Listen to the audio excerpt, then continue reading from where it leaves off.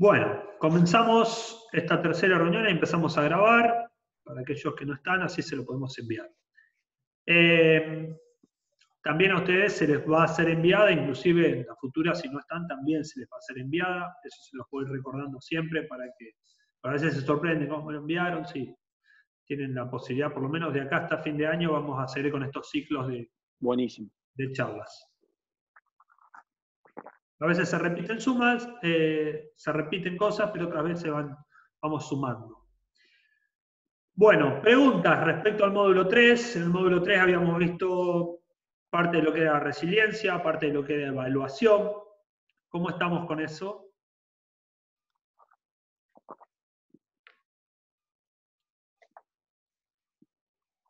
Bien, yo te había hecho la pregunta de la respiración paradójica y era de este módulo, me parece. Era de este módulo, la respiración, me estaba acordando de eso. Ahora me di cuenta cuando entramos, pero bueno. Pero bueno, no importa. Esa era mi pregunta. No importa porque básicamente era un poco aportar un poquito más, no pasa nada.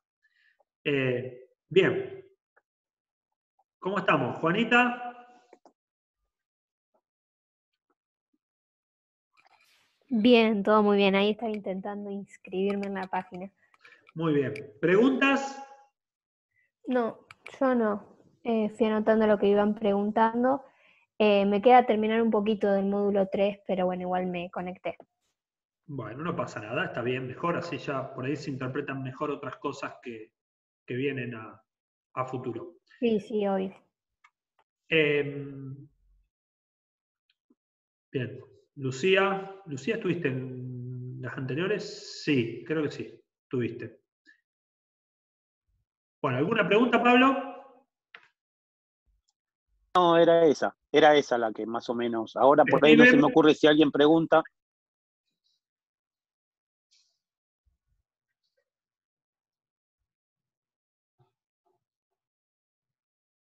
Lucía, ¿alguna pregunta? Así continuamos por ahí con algún tema, profundizando algún tema o explicando nuevamente algún tema, explicándolo de otra manera. En este momento no se me ocurre, Mario. Bueno, Estoy repasando acá mis anotaciones. Muy bien. Voy a mostrarles...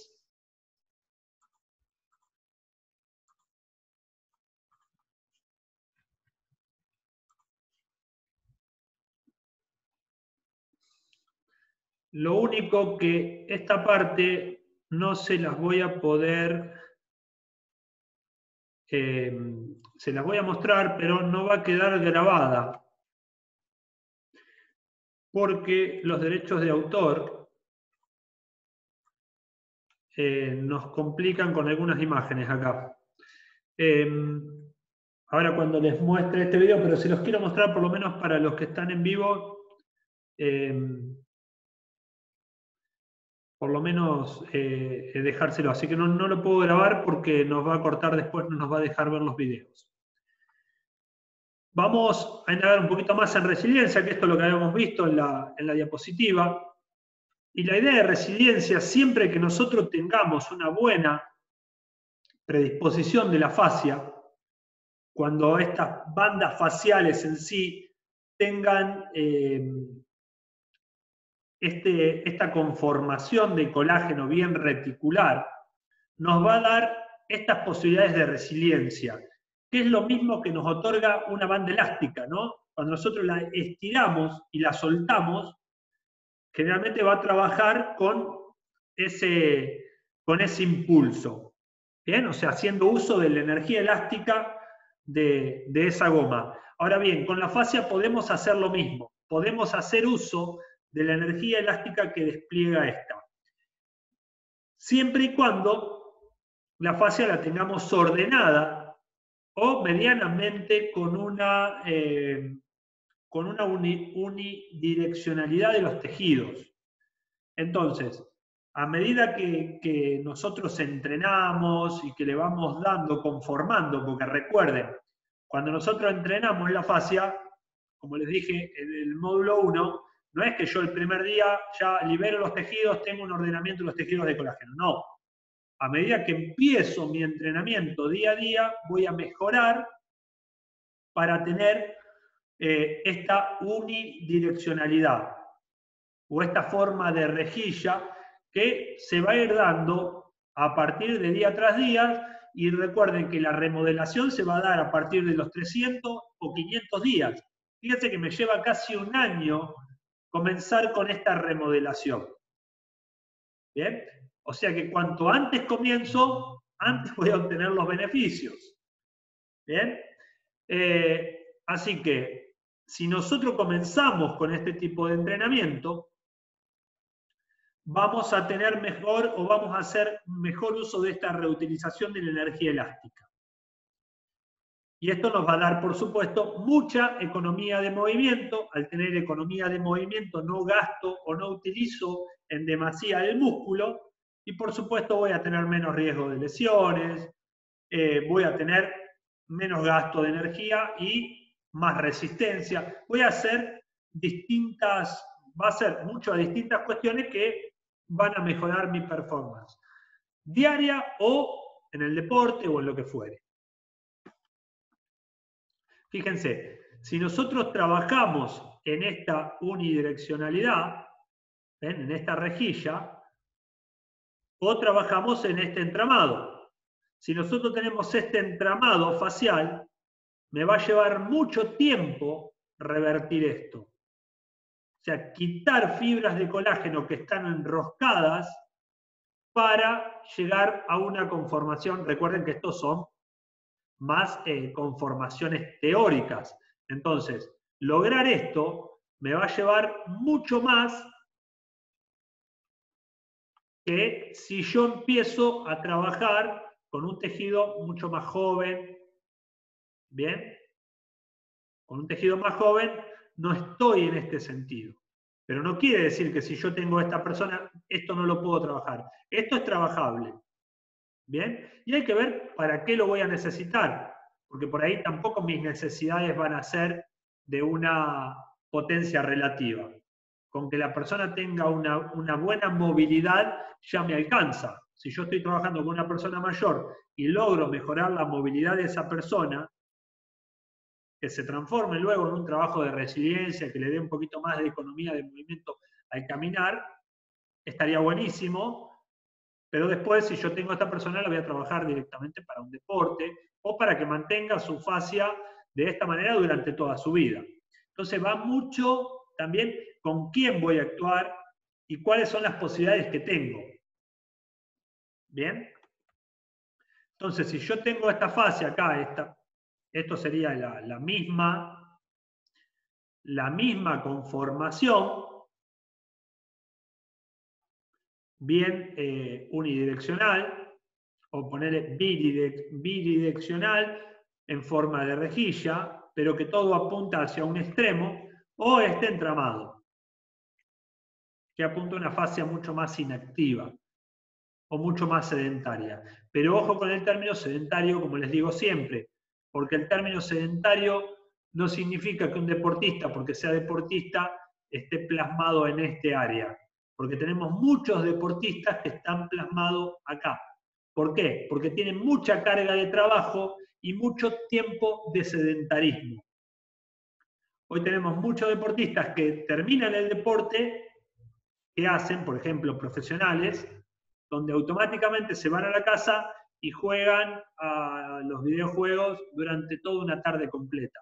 Entonces eso también nos lleva a una fase que esté muy activa en un momento, pero que durante un gran tiempo del día pasa a una inactividad, y si no se hacen los trabajos correspondientes, me llevan a una acumulación de colágeno que va a repercutir en este deterioro de la fascia en sí, repercutiendo en las actividades de resiliencia.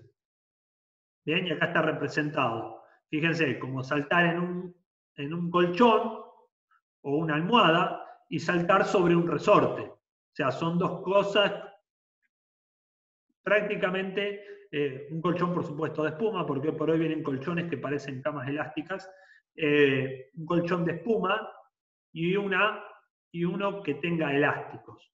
Y esto va a tener mucho más resiliencia, o sea, me va a empujar mucho más rápido para arriba después de la presión que este colchón. ¿Bien? Y acá, esta parte, que quiero saber, les quiero mirar un poco las caras porque me molesta, quiero saber si se entendió esa parte donde el músculo trabaja de manera concéntrica. ¿Bien? Más que concéntrico, de manera isométrica. ¿Bien? ¿Se entendió esa parte? ¿Cuál sería la acción muscular en estos mecanismos de resiliencia? Se pudieron comprender, ya que el músculo no trabaja en estiramiento o acortamiento, el músculo en sí, sino que lo que se estira y se acorta es la fascia, pero el músculo trabajaría mucho más de manera isométrica, o sea, no quiere decir que está isométrico puro, pero sí estaría más trabajando en un mecanismo de acortamiento. Y eso es lo que me hace, es que yo, por ejemplo, hago una actividad de mucha cantidad de saltos, o salir a correr, o muchas otras cosas que trabajan mucho más en la fascia, en el estiramiento, acortamiento, pero no del músculo. Entonces, mi músculo estuvo trabajando durante todo el tiempo casi de manera isométrica. O sea, no tuvo ese alargamiento, acortamiento como en cualquier actividad que puedo hacer en el gimnasio. Si yo hago bíceps, estoy haciendo bíceps en el gimnasio, entonces estoy acá, mi músculo trabaja concéntrico, excéntrico. Ahí se está cortando, ahí se está estirando. En cambio, cuando yo trabajo en fascia, que sería este mecanismo, porque fíjense que hace un contramovimiento para volver, entonces en ese mecanismo el músculo estaría trabajando ahí y esta parte saldría prácticamente de la energía elástica producida o obtenida de los tendones y todo lo que engloba al músculo en sí. O sea, todo lo que es conectivo en sí y no tanto el músculo. El músculo estaría trabajando más agarrado. ¿Qué es lo que pasa? Si yo excedo con ese tipo de trabajos rápidos, lo que voy a hacer es que el músculo se mantenga. ¿Y qué es lo que pasa? Después del entrenamiento en sí, voy a tener una mayor tensión. Al obtener una mayor tensión, ya va a quedar prácticamente con esa mayor tensión, más allá de que el conectivo se haya estirado, pero el músculo va a seguir abarrotado. Entonces es fundamental que después de cualquier mecanismo de resiliencia, ¿a qué le llamo cualquier mecanismo de resiliencia? Caminar, trotar o hacer trabajos específicos de resiliencia, como saltar en una escalera, o hacer actividades que vayan a una menor intensidad, como las que mostramos en el video, como por ejemplo saltar en la... Perdón, a ver, se los voy mostrando, así no nos perdemos. Alguno puede perderse. Si estoy acá sentado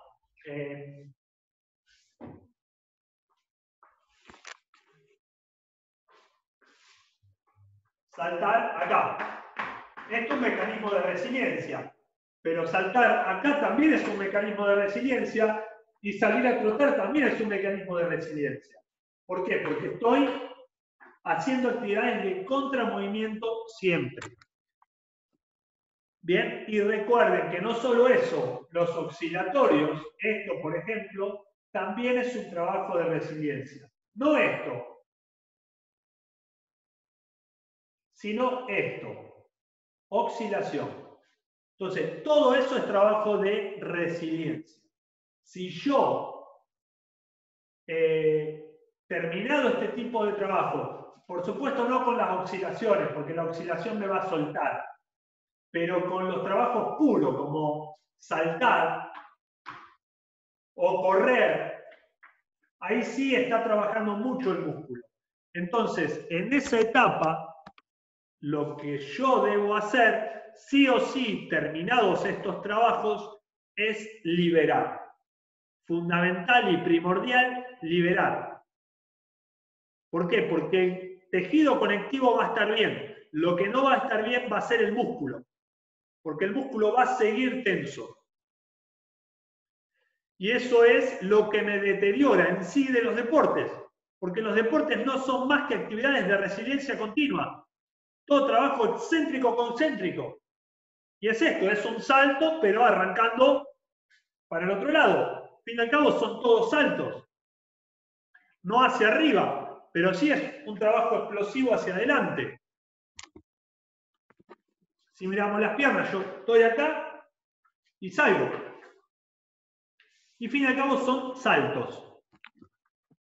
Entonces, el deporte tiene mucho de resiliencia. El salir a correr tiene mucho de resiliencia. Y es en esa etapa donde yo tengo que cuidar básicamente el músculo en sí. Por eso es primordial hacer autoliberación posterior a los trabajos de resiliencia cuando mayor carga tienen. Por eso a veces recomiendo no hacer trabajos de resiliencia propios con tanta carga, sino tratar de disminuir la carga. Por eso les proponía trabajos por ahí sentados, trabajos agarrados de una barra donde ustedes puedan. Por ejemplo, acá yo me estoy agarrando de la silla, parte del peso lo llevo hacia la silla y salto con mis pies. Entonces no va todo mi peso corporal hacia las piernas. ¿Bien? ¿Se entiende? Yo acá estoy con todo mi peso corporal hacia las piernas.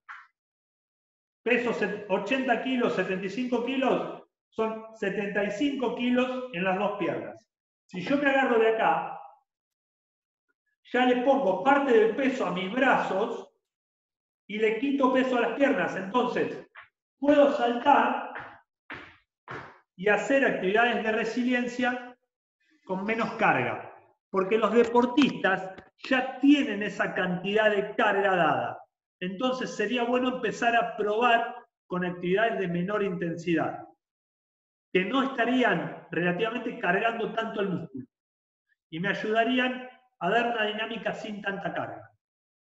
Pero es fundamental, después de todo esto, liberar, sí o sí. ¿Estamos? Los agobié un poco. ¿Se entendió hasta acá el concepto básico? Sí, muy bien explicado, se entiende. Está bueno el tema de los ejemplos porque te hace ver más claro, ¿viste? Está bueno. Exacto, sí, yo por eso a veces trato de mostrarle y de que ustedes me planteen ejercicios para que salgan, porque hay muchísimas cosas. Lo que pasa que a veces como que no queremos aturdir todo, es decir, porque hay una batería impresionante de ejercicios. En esto prácticamente tenés una cantidad de cosas. Ahora, hay que empezar a repensar si lo que hacíamos le podemos empezar a disminuir parte de la carga, o cómo o por qué, en vez de hacer, por ejemplo, escalera a un pie, no sería tan conveniente y podemos empezar a hacer a dos pies. Según con quién también, ¿no? Porque por ahí tenemos deportistas que tienen un nivel de explosión muy bueno y un gran aporte de resiliencia, que los podés seguir teniendo a un pie. Y hay otros que no tienen y los excedes con poco. Entonces te conviene llevarlo a dos pies y no generar tantos trabajos a un pie, porque lo seguís sobrecargando. Creo que, no recuerdo bien, pero hay una actividad, yo a veces evalúo de hacer trabajos a dos piernas, hacer 100 saltos a dos piernas y hacer 100 saltos a una pierna. ¿Qué pasa con esa cantidad de impacto? O sea, ¿qué estarías duplicando la carga? Porque si yo peso 80 kilos y pongo 80 kilos en dos piernas, estoy tirando 40 kilos a cada pierna. Ahora, cuando lo hago con una, estoy tirando 80 kilos a una. Y estoy automáticamente duplicando la carga. Por eso a veces también conviene hacer alternado. Porque uno cuando está despegando, el otro está apoyando. Entonces eso también te da menor cantidad de carga. Estarías como trabajando, por ejemplo, según el tipo de actividad que hagas, en vez de con 80 directo en una, estarías trabajando con 60. ¿Se entiende? Cuando es alternado. Lo vamos a explicar con ejemplo. Acá yo tengo el peso del cuerpo hacia dos piernas. Si tengo 80 kilos acá, caen 40 y 40. Si yo hago esto, caen 80. Ahora, si hago esto, estoy tirando un 60-60, por supuesto que más rápido. ¿Por qué? Porque cuando yo estoy apoyado, automáticamente este apoyó también. Entonces como que disminuís la carga. Entonces no sería tan agresivo y sería un intermedio. Inclusive a veces, con el mismo desarrollo de la potencia, podés hasta reducir lo que son saltos a dos piernas. ¿Pero con qué fin harías esto? ¿Con el fin de ganar potencia? No. ¿Por qué? Porque esto no reemplazaría ninguna actividad de potencia para aquellos que entrenan. Esto es solamente para trabajar en todo lo que es el conectivo y el alargamiento del conectivo. No para generar potencia. Para generar potencia no tengo más que hacer fuerza y los clásicos ejercicios pliométricos. ¿Bien? O ejercicios específicos de potencia. Trabajo de primer tiempo. Bien, no mezclemos la potencia con el trabajo específico sobre la fascia. Bien, o sea que si yo digo, no, voy a cambiar los ejercicios de potencia por esto, está mal. Porque yo tengo que saber qué estoy haciendo. ¿Por qué? Porque mi deportista va a entrar a caer. Porque sacaste lo de potencia para agregar resiliencia. No es una o la otra. Uno trabaja en una cosa, otro trabaja en otra. Pero a veces, como vemos que tiene este tipo de actividades, decimos, es lo mismo que. No, nada que ver. Son trabajos diferentes. ¿Lo podemos poner los trabajos de resiliencia como una entrada en calor o como un acondicionamiento para hacer trabajos de potencia? Sí. ¿Podemos poner como para hacer una vuelta a la calma más relativa de los ejercicios de potencia? También. Pero no reemplaza uno al otro. Eso es primordial. Muchos, si no, van a sacarlo de potencia y van a meter esto y no tienen nada que ver. ¿Queda claro? Y esto está bueno porque lo que te permite es trabajar con todos los trabajos de impacto. Generalmente todos vienen y te dicen, no, el médico me prohibió la actividad de impacto. ¿Pero qué impacto te prohibió? ¿El impacto en general? Bueno, si te prohibió el impacto general, está mal. Porque te tiene que decir, vos no podés correr, pero no hacer impacto. Porque el impacto es fundamental para la transmisión de tensión de toda la estructura ósea y el remodelamiento de la estructura ósea. ¿Bien? Porque eso te va a ayudar a prevenir una osteoporosis o al no deterioro en una osteoporosis ya iniciada, que no, es normal en muchas mujeres cuando entran en la menopausia. Entonces, este tipo de trabajo, si le prohibís el impacto, le prohibís la vibración o la vibración que provoca ese impacto y acompañás a lo que es el deterioro óseo. Y a eso le suman, no salgas a caminar, no hagas ejercicio de fuerza, metete en una pileta. Le quitas la gravedad y prácticamente le deteriorás el hueso. No digo que estén mal los ejercicios en pileta. Se puede hacer porque hay muchas posibilidades de hacer cosas. Ahora, después de la pileta, hace fuerza o hace impacto. Porque eso te va a dar la vibración o el sentido a todos los propioceptores óseos que trabajen con los osteocitos y los osteoblastos para la generación de hueso. Y que el osteoclasto no ande ahí tratando de comer o quitar calcio de dentro del hueso. Mario. ¿Bien? Sí, Lucía.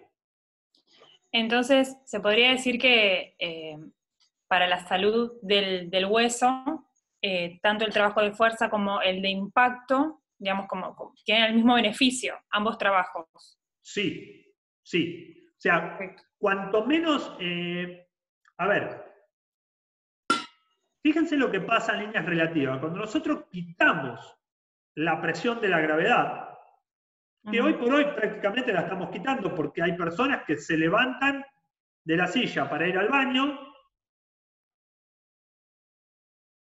vuelven, se sientan en una silla y a las 3 horas van a la cocina, comen y vuelven. Y siguen sentadas. Si ese proceso, o hay personas que van y están todo el día en la cama, si ese proceso se continúa, lo que pasa es el mismo deterioro que va a tener un astronauta cuando va a la Luna y ya no tiene la presión de la gravedad. O sea, si el tipo que está en la Luna en un mes logró un deterioro óseo, o en 6 meses logró un deterioro óseo tan grande, ¿qué es lo que le va a pasar a esa persona que está postrada, que no hace fuerza? Y lo mismo que le pasa al astronauta, pero quizás duplicando los tiempos, porque esa persona no va a ser sedentaria 3 meses solamente. La persona que se pone sedentaria, va a ser sedentaria durante 5, 6, 7, 10 años. Y después se toca y le duele prácticamente. Todo. ¿Qué músculo? Todo. Uy, tengo fibromialgia.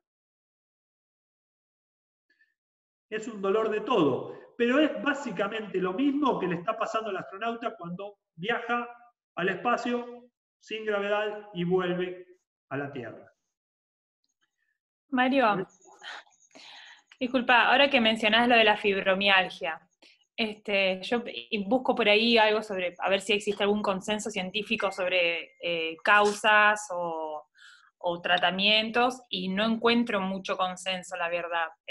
Vos, hoy por hoy ya no sé. Me imagino que es un tema muy extenso, pero ¿me podés tirar como una línea como para ir investigando? Sí. Hoy por hoy ya ni se usa el término fibromialgia en sí. Ya como que caduca el término fibromialgia. Porque fibromialgia era un detectar de 8 o 10 puntos específicos de dolor. Y a esa gente hoy por hoy le tocas donde le tocas le duele. O viene con dolores referidos en ciertos lugares que hacen a esos puntos que te marca la fibromialgia más 10 puntos más en cualquier otro lugar. ¿Bien? Entonces, hoy por hoy el dolor no pasa por el lugar específico en el que vos toques, sino por el grado de sensibilidad que tiene tu sistema nervioso hacia el dolor. ¿Se entiende? O sea, vos estás sensible al dolor. O sea, no pasa por el tejido, sino que pasa por acá. El software. Exacto. No el hardware. Exacto. Entonces, la primera idea, hay muchas teorías, pero una de las que yo generalmente propongo, y en estos tipos de trabajo, voy más a que la fascia le falta movimiento y le falta fuerza en sí. Cuando les propuse los trajes, el traje más largo, el traje dócil pero largo, ese que es muy amplio, esa persona que yo le digo, a ver, levantá los brazos, y hace así, y me pone los 2 brazos acá arriba, sin ninguna limitación de movimiento, ¿bien? Pero, ¿dónde está la cuestión? Es que yo le digo, bueno, ahora podés bajarlo. Ah, me hace así. ¿Bien? O sea, puede levantarlos, pero se cansa mucho de levantarlos. Distinto al que yo le digo, levantá los brazos y hace esto. ¿Bien? Esa persona es más difícil que tenga fibromialgia. En estas condiciones, la fascia le falta, por un lado, movimiento. ¿Qué es lo que pasa? Entre las láminas faciales, cuando vieron los videos, vieron las láminas faciales, en el medio tenemos propioceptores. Ahora, si esas láminas faciales están pegadas o no se mueven, los propioceptores no están funcionando como está funcionando esto acá. ¿Bien? Entonces, ¿este receptor va a informar movimiento? ¿Informa movimiento ahí? Prácticamente no informa movimiento. Lo que hacen es un cambio, y estos receptores en vez de informar movimiento, van a cambiar la función y van a llegar la recepción, o sea, la información producida por estos receptores, la va a interpretar como dolor, porque hacen un cambio de función. ¿Por qué? Porque no tienen movimiento. Ahora, cuando yo empiezo a movilizar, ahí sí los receptores van a empezar a informar movimiento. Pero todo Disculpa, esto... Mario, ¿algunos de los receptores que mencionamos anteriormente específicos o en general? Generalmente los intersticiales. Los intersticiales son los que más relación tienen con los nociceptores o hacen cambio a los nociceptores. Pero todos pueden ser informantes de dolor. ¿Por qué? Porque el deterioro empieza a percibirlo en esta área como una zona de dolor.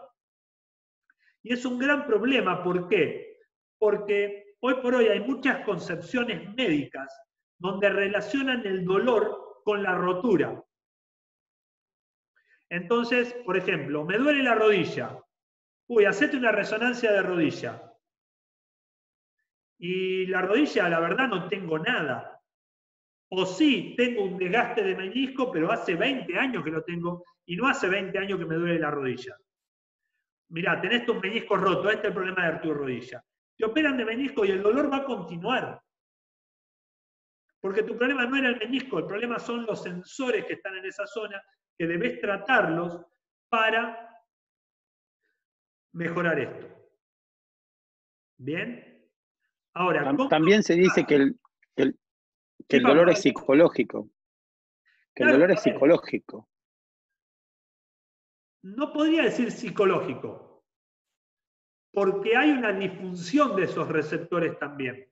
O sea, los receptores están llegando mal. Puede haber, y hay, un índole más psicológico, social, lo que fuera, pongámosle, que lo hay. ¿Por qué? Porque, a ver, hay de todo, y cuando vos te haces en la cabeza que algo te va a pasar, te pasa. O si hablan de piojos, ya te estás rascando. Sí lo hay ese concepto psicológico, ¿bien? Pero también hay una disfunción directa. En la fibromialgia hay una gran concepción psicológica, perdón. En la fascia, en la fibromialgia o en lo que es sensibilización central, porque esta gente va a tener que trabajar mucho también con su psicólogo. O sea, la sensibilización central no la vas a quitar el profe solo o el fisio o el kinesiólogo o el médico. La va a tratar el conjunto de personas que interactúen para poder sacar a esta persona de esto. Porque es muy difícil el trabajo, es muy difícil recuperar a la persona, porque generalmente también tiene un grado de depresión. ¿Se entiende? Y eso hace que, bueno, empiece a complicarse en cierto sentido. Entonces tenemos que interactuar con muchas funciones para esto. ¿Se entiende? Así que... Se entiende. Tengo una alumna que tiene fibromialgia y bueno, no es la primera, pero lo primero que te dicen es, tengo fibromialgia, entonces hago todo liviano, todo con poca carga. Está bien. En ese caso. Está bien. ¿Está bien? Muy de a poco. Okay. ¿Por qué? Bien. Porque cualquier actividad le va a doler. Lo que haga le va a doler. ¿Y qué es lo que pasa? Que ya esta gente está cansada del dolor. Si vos le generás más dolor, es como que lo estás lastimando. Entonces, la idea, en primera instancia, es no generarle dolor. Inclusive cuando hacemos liberación, nosotros en casos de fibromialgia, hacemos liberaciones muy superficiales. En vez de usar una pelota rígida, usamos la mano, la palma de la mano, para que no causarle presión y no generarle dolor. O inclusive usamos el cepillado, para también generarle más relajación y no tanto dolor. Y sí lo llevamos a actividades de fuerza. Es fundamental llevarlo a actividades de fuerza, pero livianas, cosa que no le genere dolor. Llévalo muy de a poco. Hay que evolucionar muy, muy poco. Pero a ver, cuanto más carga lo llevas a levantar, mucho mejor. El tema es esto. ¿Cuánto puedo negociar o en cuánto puedo darle para que no se me escape psicológicamente esta persona y automáticamente abandone el entrenamiento porque yo le hago doler? Clarísimo, Mario, perfecto. Perfecto. Entonces, ¿está bueno darle 100 kilos de sentadilla? Estaría buenísimo, porque automáticamente va a disminuir el dolor rotundamente. Pero no puedo, porque le voy a generar dolor en el transcurso y al día posterior. Entonces eso va a entrar en su cabeza como dolor y como una agresión hacia el cuerpo. Bien. Bueno, gente, si tienen más preguntas después las pueden dejar. Las pueden dejar en el WhatsApp, que las vamos respondiendo, no hay ningún problema. Pero bueno, se nos termina el tiempo. Bueno, Gracias, muchas Mario, gracias. un lujo, Muchas como gracias. siempre. Este era el Muy programa de enriquecedor. julio, pero ahora vamos a ir con la de agosto, ¿sí? Así que prontito les voy a estar enviando nuevamente y les voy a dar anticipado si pueden organizarse, porque hubo muchos que no se pudieron organizar. Perfecto, Mario, gracias. Un saludo a todos. Gracias. Genial, muchas gracias. Chao, chao.